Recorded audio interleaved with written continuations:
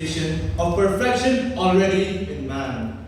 These thought-provoking words by Swami Vivekananda resonate within us, within the youth, till this very day. Swami Vivekananda believed that education must be concentration of the mind and not the culmination of facts. He emphasized on this point by stating, and I quote, "Knowledge is only skin deep, as civilization is, and one scratch brings out the old savage."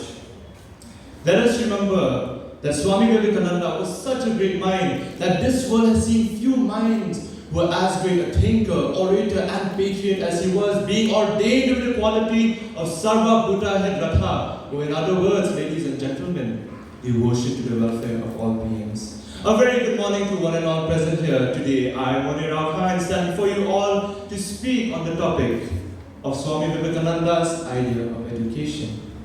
Swami Vivekananda's ambition in life was to, and I quote, "set in a motion a machinery which will bring noble ideas to the common people so that men and women will settle their own fate." To Swami Vivekananda, simply being knowledgeable wasn't education.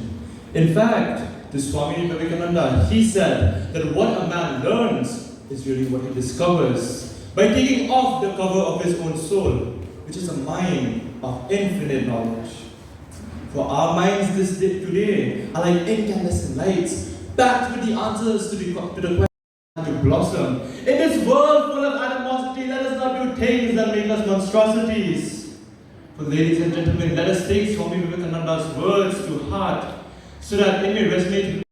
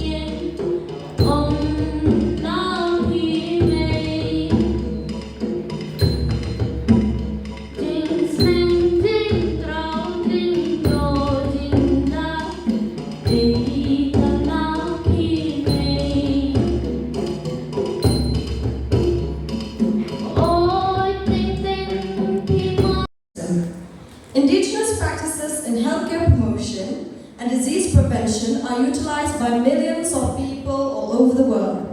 Health, defined as a state of well-being, is understood from a functionalist perspective among the tribes, a perspective which considers a person as afflicted by disease often only when one's capability to perform one's expected role in life is impeded either partially or completely.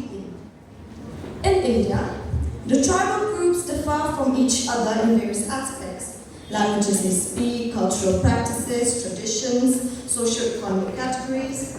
As the majority of them live in remote areas like forests and hilly terrains, they often remain isolated and untouched by the civilization, therapy, enema, fasting, consuming green vegetables. It also includes knowing what type of plants to use for curing ailments. This kind of knowledge Before we discuss about this topic, it would be very educated if we first refer to the challenges faced by women in our society.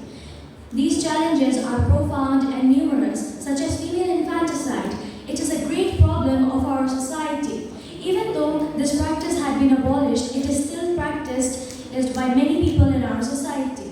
Dowry system is still very much prevalent in our society in the name of gifts. Women are not paid equal wages for the same work, and this is despite the Equal Wages Act. Apart from these, there are many other social evil practices which happen against women all the time. In order to eradicate these challenges, it is not only necessary but mandatory to educate our women. Since time immemorial, there have been various social reformers who have fought for the upliftment of women in our society, such as Raja Ram Mohan Roy, who abolished the sati system; Ishwar Chandra Vidyasagar, with the help of an Englishman named Bethune. Shama Thapa will be represented BSS Senior Secondary School, Shillong. Before beginning, I'd like to ask each and every one of you a question. What's your character? What makes you, you?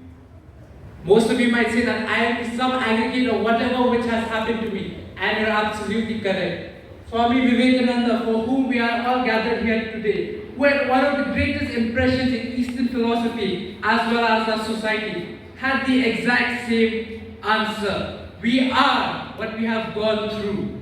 But why is character so important? We have our own desires, we have happiness, we have our loves. Why don't we go after that? Why character? Because there's a better option than that. We should go for knowledge. I will change your mind that we should go for knowledge, and knowledge should be the topmost priority. This is Leon Simran, and I'll be representing Mount Manipali High School. And today I'm going to talk about moral ethics and values.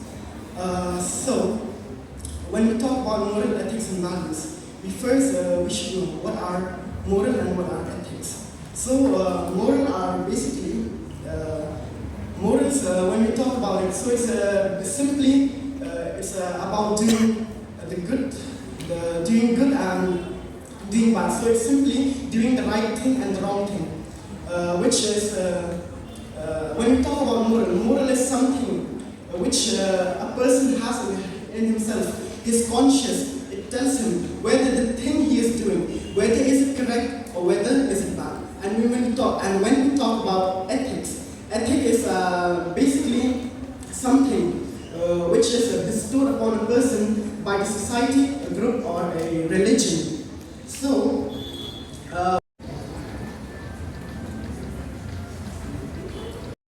I am Rivka Biswas, and I am from Women's College HS section, and I stand in front of you today to present to you my views on Swamiji's concept of universal ethics and moral conduct. Self-abnegation, the base of moral life, as historical examples like Mahatma Gandhi, Mother Teresa, and Jesus Christ, who are exemplified self-abnegation through their actions and sacrifices for the greater good.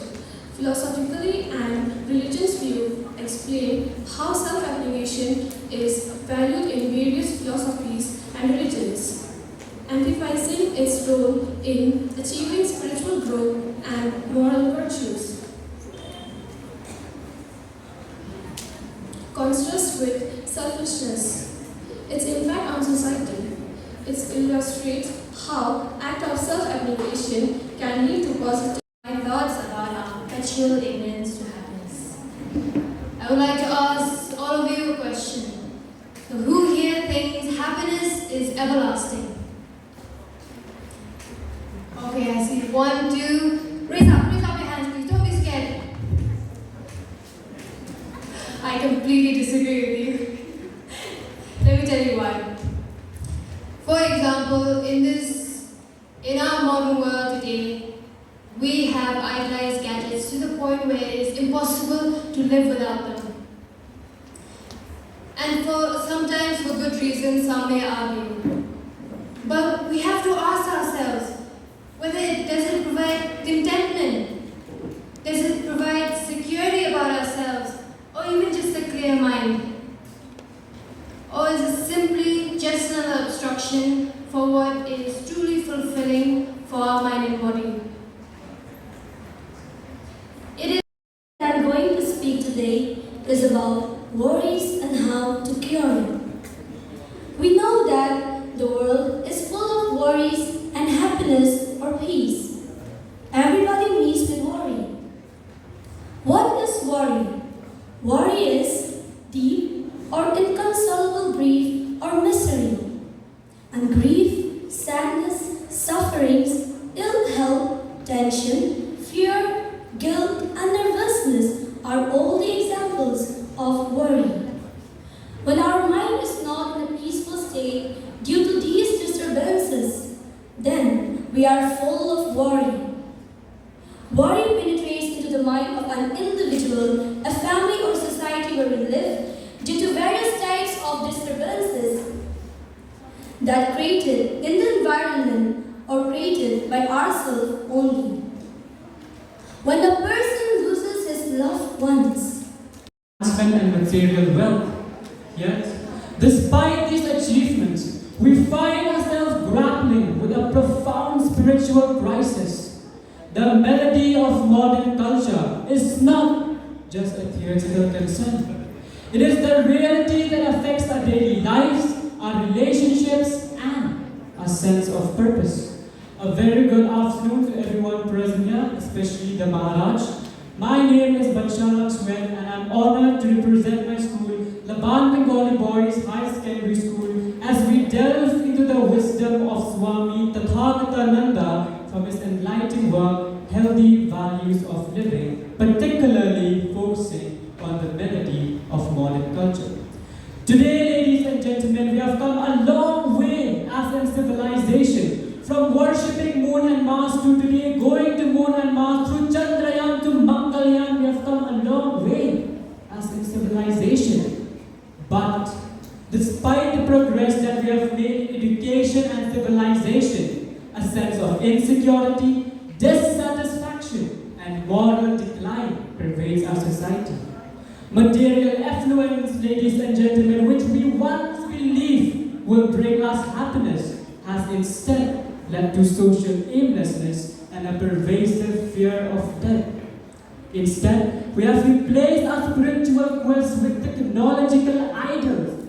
That the question, what we are, is far more significant than what have we achieved.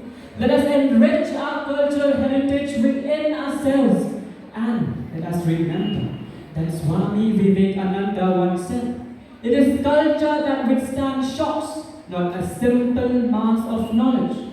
So as we walk out of this hall today, let us take a pledge to reconnect with our inner self, to find meaning beyond material success, and to live in harmony with the values that truly matter. Thank you. To all our distinguished audience here today, I am Nazarene Maan, NSS volunteer from Humshuli College, and I am going to cast some light on the rationale of ethics. But before that, I am going to speak on the importance of self-obligation as strongly believed by Swami Vivekananda. What is self-obligation? Well, self-obligation is when you give up your selfishness to promote love and peace in the society. And this is one of the main focus of life. Learn to stop being selfish, as it will help you to focus more on the people who are important to you.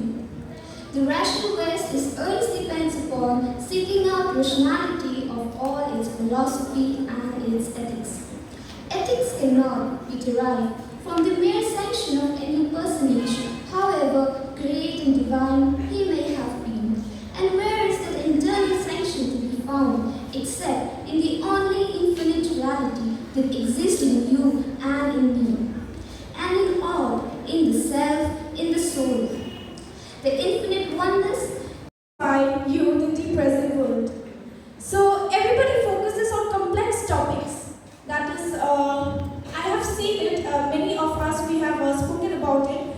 But in the long run, we stop focusing on the simple problems which lead to the major problems of our future. So I'll be talking about the simple problems, but the most important problems with which we need to actually cope up. So first is the low level of academic standards faced by the youth. Schools and colleges are facing problems to educate and train our youth to take on modern professional challenges. As a result,